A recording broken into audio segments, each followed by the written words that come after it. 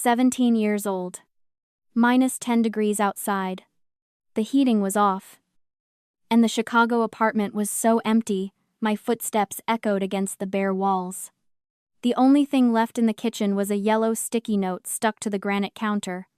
It had 5 words on it. "You will figure it out." That was their goodbye. No hug. No money. Just a sticky note and a locked door. 12 years later, sitting in my climate-controlled office in Seattle, looking at the city skyline I helped design, my phone buzzed. It was an email from my father. And just like that sticky note, the cruelty hadn't aged a day. Before I tell you what I did to them, I want to know, where are you listening from right now? And what time is it there? Drop it in the comments. I love seeing how global our community is. My office overlooks the Puget Sound, a glass sanctuary suspended 30 floors above the water. On the drafting table in front of me lay the blueprints for a $12 million sustainable park project. My signature is on those plans. My personal net worth sits at $4.2 million. Verified. It's not our intendy one. And entirely mine. But the body remembers what the mind tries to file away. Even in this climate-controlled luxury, with the radiant floor heating humming beneath my feet, I sometimes catch the phantom scent of oxidized metal and dust. The smell of the storage unit I lived in for 6 months after they left. I remember rationing a jar of peanut butter, calculating how many spoonfuls I could afford each day to make it last the week. I remember the shame of washing my hair in a library bathroom sink, hoping no one would notice I was homeless. I built this life, this fortress of wealth and reputation, brick by brick, just to put a wall between myself and that shivering 17-year-old girl. And then, the notification pinged. It wasn't a call. It was an email with the subject line, "Urgent Family Matter." I opened it. It wasn't an apology. It wasn't a question. It was an invoice disguised as a letter. My parents, Brian and Rebecca, were demanding a $250,000 emergency loan. My brother Brandon's latest business venture had imploded, and they expected me to cover the wreckage. But it wasn't just a request. The bottom paragraph contained the threat, subtle but sharp as a razor. They mentioned my biggest client by name. They said they would hate for my partners to find out that I had supposedly stolen their retirement savings years ago. A lie. A complete fabrication. But a dangerous one in my industry, where reputation is currency. I stared at the screen, and for a moment, I wondered why. Why were they so cruel? Why did they abandon me back then only to return like this? For years, I told myself they left because they were broke, that I was just a mouth they couldn't feed. But as I read their blackmail, the truth finally clicked into place. They didn't leave me because I was a burden. They left me because I was the only one who saw them clearly. In toxic family systems, the scapegoat isn't the weak link. The scapegoat is the truth teller.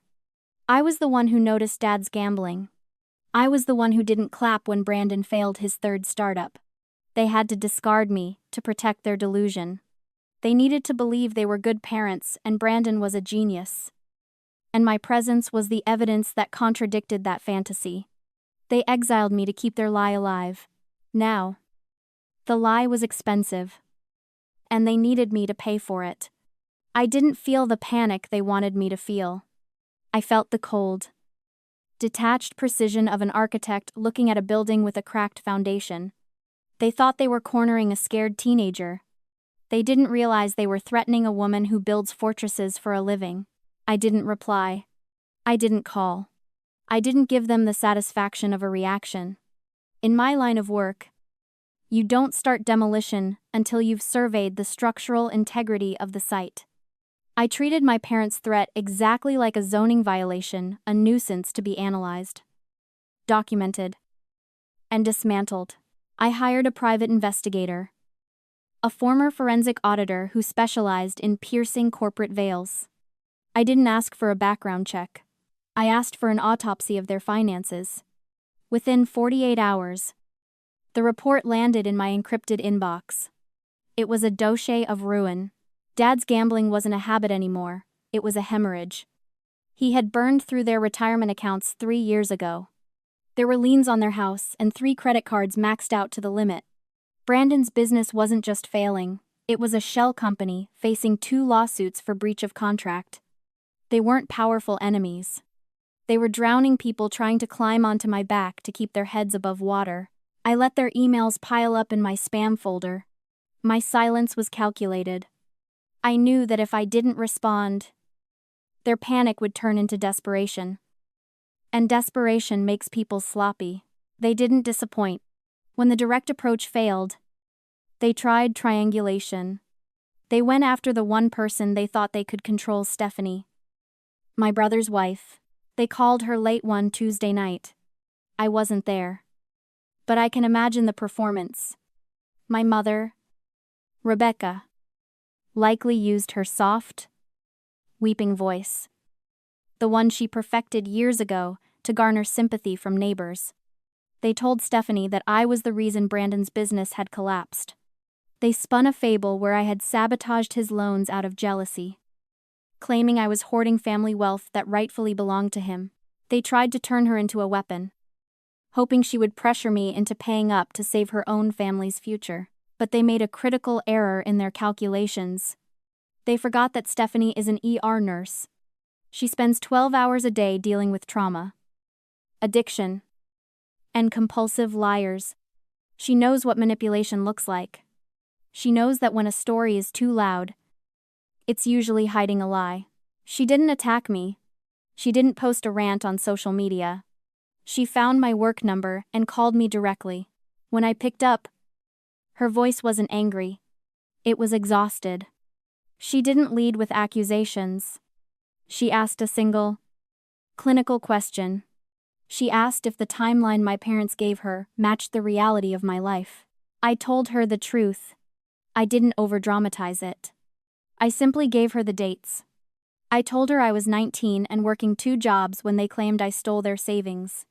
I told her I had 0 access to their accounts. The line went silent for a long moment.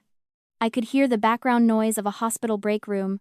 Then, Stephanie exhaled, a sound of heavy realization. She told me she had been suspicious for months. She told me that Brandon had a box of old files he kept locked in the garage. Files he claimed were just old tax returns. She said that ever since my parents reappeared, he had been acting terrified. She said she was going to open that box, and she asked if I wanted to know what was inside. We met in the parking lot of a botanical garden I designed 3 years ago. Neutral ground, public, yet private enough for the exchange of contraband. Stephanie looked tired. The kind of exhaustion that settles deep in the bones when you realize your life is built on a fault line. She didn't hand me a box. She handed me a single manila envelope. I told Brandon I was taking the kids to the park, she said, her voice flat. I dug through the garage while he was in the shower. He keeps this one separate from the tax returns. I opened the envelope. Inside was a loan agreement from 5 years ago. $60,000. Secured against a property I didn't own. Taken out in my name. The signature at the bottom was a terrifyingly accurate replication of my own loops and sharp angles. My parents hadn't just been bad with money, they had committed a felony. They had forged my identity to secure capital for one of Brandon's failed ventures while I was completely unaware. Living on the other side of the country. Check the date. Stephanie whispered, July 14th. I froze. On July 14th of that year, I was on a site visit in Bali, supervising the installation of a resort's irrigation system. My passport stamps would prove I was 4,000 miles away when this pen touched this paper. This wasn't just betrayal. It was leverage. It was the structural weakness I had been waiting for. This document transformed their blackmail attempt into a confession of fraud. They were threatening to ruin my reputation, unaware that I held the evidence to put them in prison. What do you want me to do? Stephanie asked. Go back. I said. Tell them I'm breaking. Tell them I'm scared. Tell them I'm ready to negotiate. I needed them confident. I needed them arrogant. I needed them to walk into my office believing they were the predators, not the prey. This was the Trojan horse strategy. I would use Stephanie's feigned loyalty to lure them out of the shadows and into a room where everything they said would be recorded. I pulled out my phone and drafted the email I had been holding back for weeks. I didn't write it with anger. I wrote it with submission.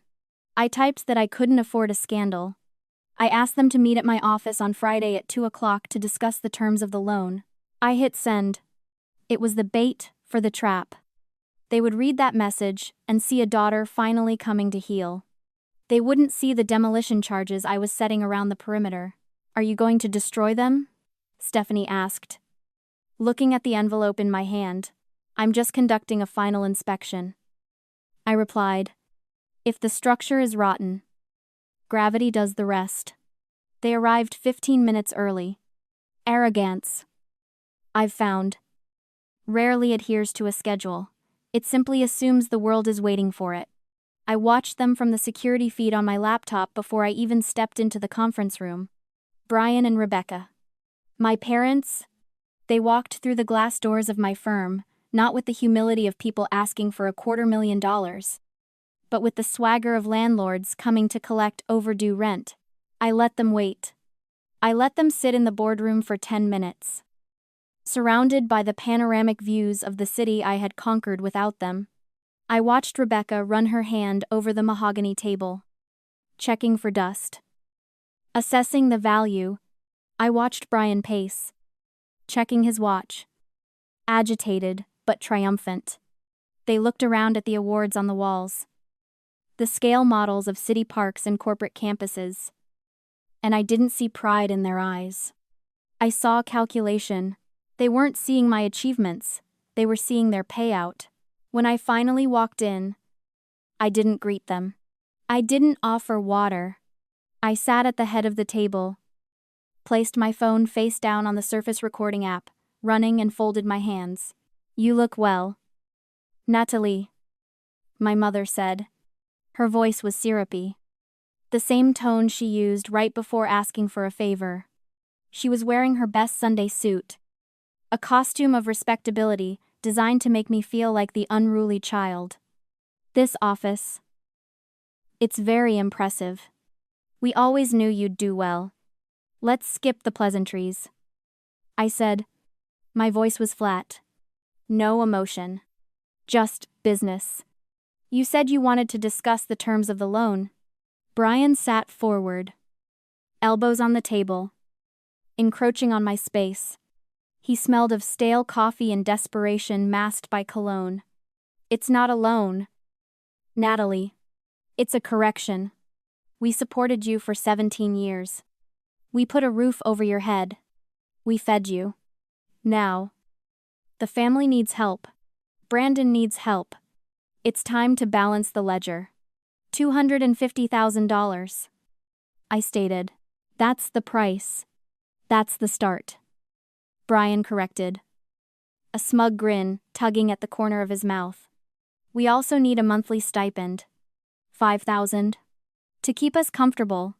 We're getting older. You know, I looked at him. I looked at the man who had driven away while I was at school, leaving me to freeze. He didn't look like a monster. He just looked like a man who believed he was entitled to harvest a crop he hadn't watered. And if I refuse? I asked. I needed it on the record. I needed the threat explicit. Rebecca seethed. A theatrical exhale of disappointment. Oh, honey, we don't want to make things difficult. But your partners, the board of directors, they value integrity, don't they? It would be a shame if they found out their lead architect has a history of theft, that she stole her parents' retirement fund before running away as a teenager. Rumors like that. They stain. They don't wash out. There it was. The leverage. They were betting their entire future on a lie. Confident that I would pay to suppress it rather than fight it. They thought my silence over the last few weeks was fear. They interpreted my lack of reaction as submission. So, To be clear, I said, leaning in slightly, locking eyes with my father. If I pay you the $250,000 and the stipend, the rumors stay buried. If I don't, you go to my clients. We just want what's fair. Brian smiled, leaning back, lacing his fingers behind his head. The body language of a man who thinks he has just won the lottery. We're family, Natalie. We protect each other. Once the check clears, we'll be the best parents you ever had. I looked at them. I memorized the greed in their eyes. I engraved the image of their smug satisfaction into my mind. Because in about 30 seconds, I was going to burn it all down. I didn't say a word. I didn't reach for a checkbook. I reached for my laptop. The silence in the room stretched thin, vibrating with their anticipation. They were waiting for the scratching sound of a pen on paper. Instead, they got the hum of the overhead projector descending from the ceiling. "What is this?" Brian asked, his smile faltering just a fraction. "The audit," I said. I pressed a single key. The 60-inch screen behind me flared to life. It wasn't a spreadsheet. It was a high-resolution scan of a document. Specifically, the loan application from 5 years ago. Enlarged to this size. The forgery was grotesque. My name, signed in a hand that tried too hard to mimic my own, loomed over us like a guillotine. "Do you recognize this?" I asked. My voice was soft, dangerously calm. Rebecca squinted. Then she paled. The blood drained from her face so fast she looked like a wax figure melting under heat. "Natalie, we were just borrowing against future assets. It was for the family." It's dated July 14th. I continued, ignoring her. I clicked the remote. The image split. On the left, the forged signature. On the right, a scan of my passport. On July 14th, I was clearing customs in Denpasar, Indonesia. I was 4,000 miles away. That makes this wire fraud, bank fraud, and aggravated identity theft. In this state, that carries a mandatory minimum sentence. Brian stood up. The swagger was gone. He looked cornered. A rat realizing the cheese was poisoned. "You wouldn't. We're your parents." "I'm not done," I said. I tapped the spacebar. The room filled with a sound. It was audio recorded only 3 minutes ago. It would be a shame if they found out their lead architect has a history of theft. Rumors like that, they stain. Rebecca's own voice, distorted by the speakers, but undeniable, bounced off the glass walls. She covered her mouth with her hand, her eyes wide with terror. I let the recording play to the end, to the part where Brian demanded the stipend. "That," I said, pointing at the laptop, "is extortion. Also a felony. I've already uploaded the file to 3 separate cloud servers. If anything happens to my reputation, if a single whisper reaches my clients, this recording goes to the district attorney." "You set us up," Brian hissed. He lunged toward the table, perhaps to grab the laptop, perhaps to grab me. But he stopped when he saw the look in my eyes. I wasn't his daughter in that moment. I was the executioner. "I didn't set you up," I replied. "I just let you be yourselves on the record. We're leaving." Rebecca squeaked, grabbing her purse.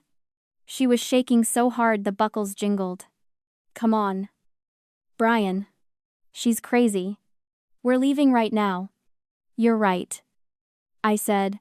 "You are leaving. And you're never coming back." They scrambled for the glass doors, stumbling over each other in their haste to escape the room, to escape the evidence, to escape me. They reached for the handle, desperate for the elevator, desperate for air. But the door opened before they could touch it. It wasn't the police. Not yet. It was a man in a nondescript windbreaker. blocking the exit with the physical density of a retaining wall. He held a thick stack of papers in his hand. "Brian and Rebecca?" he asked. He didn't wait for an answer. He shoved the papers into Brian's chest. "You've been served." It wasn't a negotiation. It was a civil lawsuit for fraud, theft, and emotional damages. Filed 3 hours ago. I watched Brian stare at the summons, his hands trembling violently. "I'm not just refusing to pay you," I said, standing up from the head of the table. "I'm taking back everything you stole. Every cent. The house. The cars. The retirement accounts you drained. I'm coming for all of it. Get out of my building." The fallout wasn't a battle. It was a collapse. When you remove the load-bearing walls of a lie, the roof doesn't argue, it just comes down. My lawsuit hit them with the force of a wrecking ball. The forensic evidence regarding the forged loan was irrefutable. My parents tried to fight it. Of course. They hired a cheap lawyer, who tried to argue that the money was a gift I had verbally approved. But the passport stamps and the audio recording of their extortion attempt disintegrated their defense before it even made it to a courtroom. The district attorney took an interest in the forgery. Felony charges were filed. To avoid prison time, Brian and Rebecca agreed to a plea deal that required full restitution. They were liquidated. The house they had lived in for 30 years, the house they had barred me from returning to when I was 17, was sold to pay back the debts they had accrued in my name. Their cars were repossessed. Their credit score is now lower than the temperature in that storage unit I used to live in. They are currently living in a one-bedroom apartment on the edge of town, surviving on Social Security and their own bitterness. They tried to reach out once. About 3 months ago, a letter arrived at my office. No return address. I didn't open it. I ran it through the shredder. I don't read mail from strangers. Brandon didn't escape the blast radius. But he survived. Stephanie made sure of that. She gave him an ultimatum. He could be a son to his toxic parents. Or he could be a father to his children. But he couldn't be both. He chose his children. He cut ties with Brian and Rebecca completely. We aren't close. Years of silence don't vanish overnight, but we are no longer enemies. We are two survivors of the same shipwreck, waving at each other from different islands. I am standing now in the center of the finished park project. The one that was just blueprints on my desk when this started. It is twilight in Seattle. The air smells of rain and wet concrete. Around me, people are walking through the gardens I designed. They are sitting on the benches I selected. They are breathing in a space that exists only because I created it. For a long time, I thought revenge was about destruction. I thought it was about matching their cruelty. About taking an eye for an eye. But standing here, surrounded by the physical manifestation of my work, I realize I was wrong. There is a concept I call the justice of the sower. My parents spent their lives operating on the justice of the locust, consuming, taking, devouring everything in their path until the field was bare. They defined power by what they could extract from others. But true power isn't extraction. It's creation. The ultimate revenge wasn't the lawsuit. It wasn't taking their money or watching them lose their house. Those were just consequences. The revenge is this. It's the fact that, while they were plotting to steal, I was learning to build. While they were sowing seeds of chaos and entitlement, I was sowing seeds of discipline, vision, and resilience. They are harvesting weeds now. They are harvesting the isolation they planted 12 years ago. And me? I am harvesting a forest. I have a career that fulfills me. I have a bank account that protects me. I have a chosen family, Stephanie. My team. My friends who love me not for what I can give them, but for who I am. My parents wanted to break me to fix themselves. But you cannot break an architect. We know where the stress points are. We know how to reinforce the steel. I look out at the city lights flickering on. One by one. I am safe. I am whole. And, for the first time in my life, I am completely free. If you're building your own garden while someone else tries to burn it down, share this story. You are the architect of your own peace.